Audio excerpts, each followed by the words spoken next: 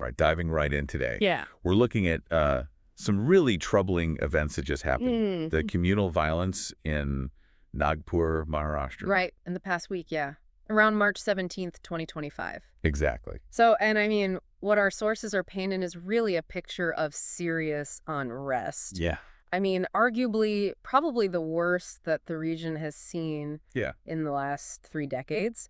And it all kind of started with these demands from right-wing Hindu organizations Yeah. calling for the demolition of a tomb Whoa, wow. of the Mughal Emperor Aurangzeb. Okay. And, obviously things kind of spiraled out of control pretty quickly. Sounds like it. We're talking over 30 injuries, Wow. 50 arrests, a citywide curfew. Yeah, I mean, that's a huge sign that things were really out of hand. So in this deep dive, we're going to try to really break down what happened. Okay. Really look at the historical context. What happened with Aurangzeb's tomb, the misinformation, how that played a role in escalating things, the timeline of the violence, how the state responded, the political reactions. We'll even touch on social media, the societal and economic consequences. Yeah. The goal here is to really paint a clear picture Right. of what went down in Nagpur, using the sources we have, obviously. Of course. But also really important to say that we're not going to take sides here. Absolutely. Not endorsing any specific political viewpoint. Right. Just laying out the information as objectively as possible. Yeah, I think it's really important with this kind of stuff, to stay yeah. neutral. Yeah. So let's start with the history here. Okay. Why is Aurangzeb, this Mughal emperor, such a controversial figure? Yeah, and how did his tomb, how did it become kind of this focal point for all this trouble? Yeah, so Aurangzeb, who ruled in the 17th century, Right. he really occupies this kind of complex and often contested space in Indian history. For many Hindu nationalists, Right. he's seen as a persecutor of Hindus. Yeah. And they often point to, very specific policies and actions during his reign to kind of justify this view. Yeah. But it's important to remember that historians still debate, the extent, the nature of these policies, what their overall impact was. Right. So it's not this, clean-cut historical narrative. It's not black and white. No, not at all. Okay. But regardless of, these sort of like nuances and debates, Aurangzeb has really become a symbol for a lot of these right-wing groups. And, he's often invoked to kind of stir up anti-Muslim sentiment. So given all that, what was the immediate trigger for the protest? Right. So the immediate trigger was this protest organized by the VHP. The Vishwa Hindu Parishad. Yes, exactly. And the Bajrang Dal, and this was near Shivaji Putla Square in the Mahal area of Nagpur. Okay. And, even that location itself is probably significant. Shivaji is this Maratha warrior who very fiercely resisted Mughal rule. Okay. So it's a meaningful place for a lot of Hindu nationalist groups to choose to have this protest. So what exactly happened during the protest? So the demonstrators, they did a few symbolic things. They burned an effigy of Aurangzeb, which, is obviously meant to show strong disapproval. Right. But what was more significant was this symbolic grave that they had there wrapped in green cloth. And this is where the whole misinformation thing comes in, right? Exactly. Like this is the spark that really made things explode. Right, because a rumor started going around claiming that this symbolic grave actually contained a Quran. The Holy Book of Islam. Yeah, and this completely unverified claim, I mean, it just spread like wildfire. Yeah. And, it's amazing how quickly that kind of misinformation can take hold. It's crazy. And lead to these really heightened tensions. It's like, just throwing gasoline on a fire. It really is. So how did this rumor then translate into actual clashes on the ground? So once this rumor about the Quran started spreading and people started believing it, things went downhill really fast. Okay. By the evening of March 17th, large crowds had gathered in a few areas. Like Chitnis Park, Hansapuri, and Mahal. Okay. And these gatherings, they quickly turned confrontational, leading to clashes between protesters and the police who were trying to maintain order.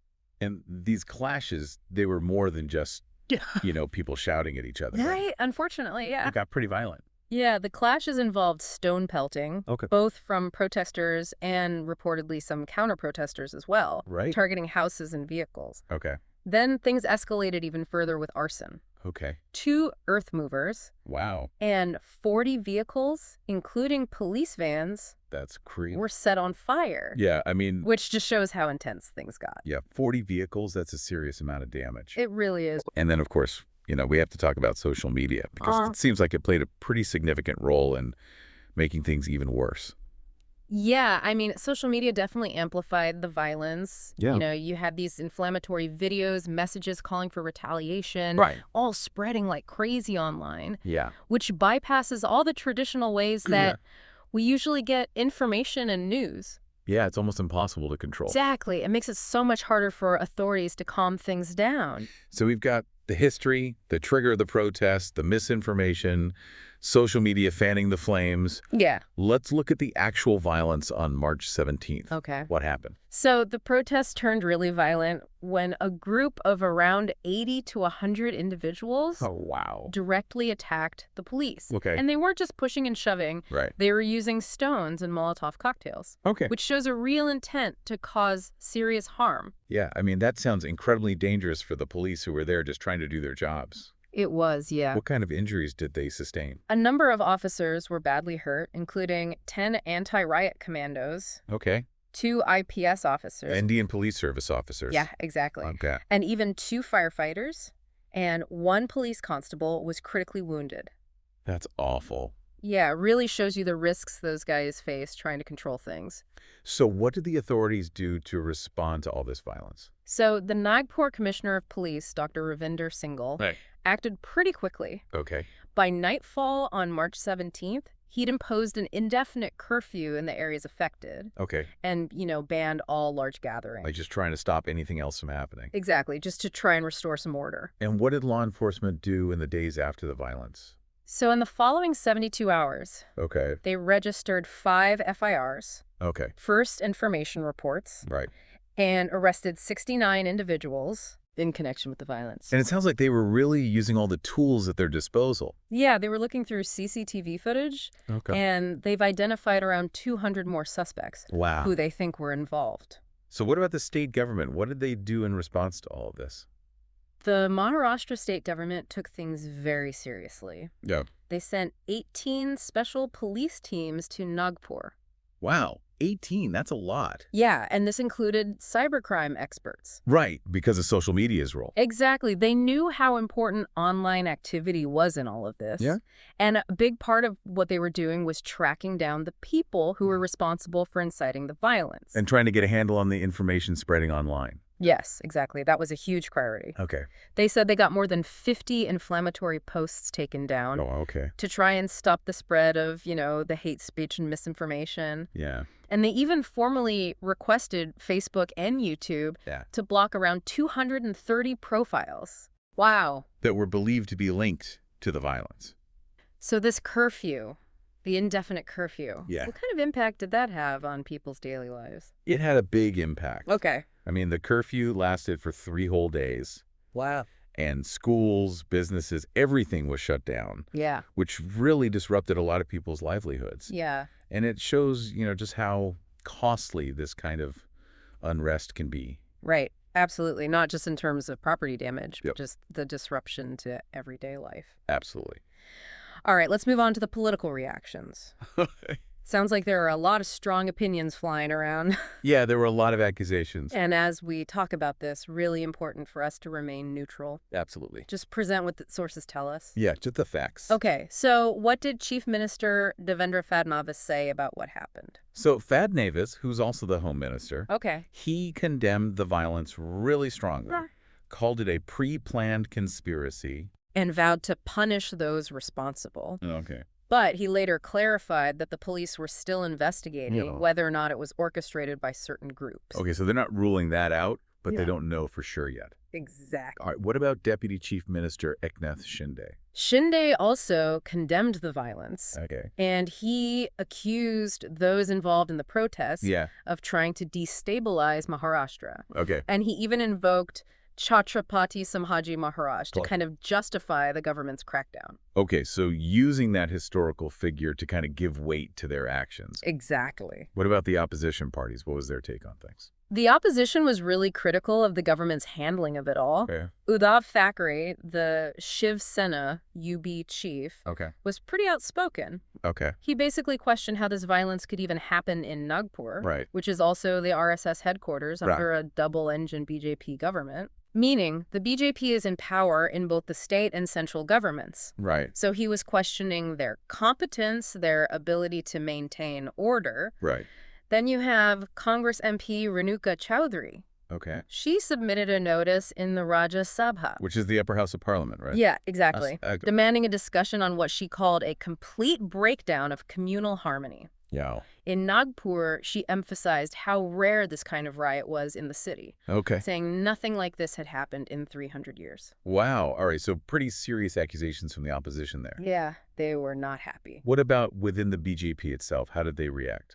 BJP leaders largely framed this as an attack on Hindu identity. Okay. BJP MLA Sanjay Upadhyay actually called for bulldozer action against those responsible. Okay. And the party's state president, Chandrasekhar Bawankule, he blamed it on anti-national elements. Okay. So very much blaming outside agitators. Okay. Interestingly, Shiv Sena leader Manisha Kayande, while condemning the rumors that started it all, she didn't actually criticize the VHP. Right, the group that organized the protest in the first place. Exactly. Interesting. Yeah. Let's talk about social media and these arrests that were made. Okay. This Fahim Khan case seems pretty important. Yeah, so Fahim Khan, he's a local leader of the Minority Democratic Party, the MDP. Okay. He was arrested on charges of sedition. Wow, sedition, that's a serious charge. It is, yeah. Okay. He's accused of editing and circulating videos that glorified the violence. Okay. And these videos, they reportedly included the slogan Sartan Se Juda, which means beheading. Yeah, a really inflammatory phrase. Okay. And the accusations against him go even further than that. He's accused of inciting attacks on the police and spreading false narratives about the protests. And, you know, he also has this history of running against Nitin Gadkari, who's a prominent BJP leader. Well, exactly. So there's a political angle there, too. Mm-hmm. So it sounds like the authorities were really focusing on online activity after all this. Absolutely, yeah. The cyber cell identified about 140 objectionable posts that were being shared online. Okay. And they were also pressuring social media companies to hand over user data. Wow. So they could try to identify and prosecute more people. So they were really taking it seriously. Yeah. It's also worth mentioning that the police specifically said the FIRs didn't mention the movie Chava. Yeah, there was some speculation about that. Right, because of the movie's portrayal of Aurangzeb. Right. Okay, so that wasn't a factor in the violence, at least according to the police. Yeah, they say so. Okay, so lastly, let's talk about the impact of all this violence on Nagpur. Yeah. The societal and economic consequences. Right, so tragically, these events have really damaged the social fabric of the city. Yeah. Nagpur has had a pretty good reputation for communal harmony, especially since the 1992 riots. Right. But this recent violence has really shattered that peace. It's sad to hear that.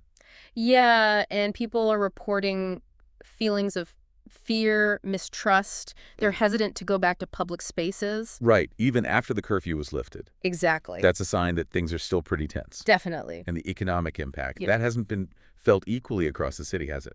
No, unfortunately not. Okay. There were reports of a clinic and Muslim-owned businesses being specifically targeted in Hansapuri, which shows how this communal violence can really hurt marginalized communities. Yeah, absolutely. Making existing inequalities even worse. And creating fear, insecurity. Exactly. And we also heard some political opinions. Yeah. About maybe a broader strategy behind all this. Right. So Priyanka Chaturvedi from Shiv Sena, UBT, she publicly suggested that the BJP might have engineered this crisis to distract people from the economic issues facing Maharashtra, like farmer suicides and unemployment. Right.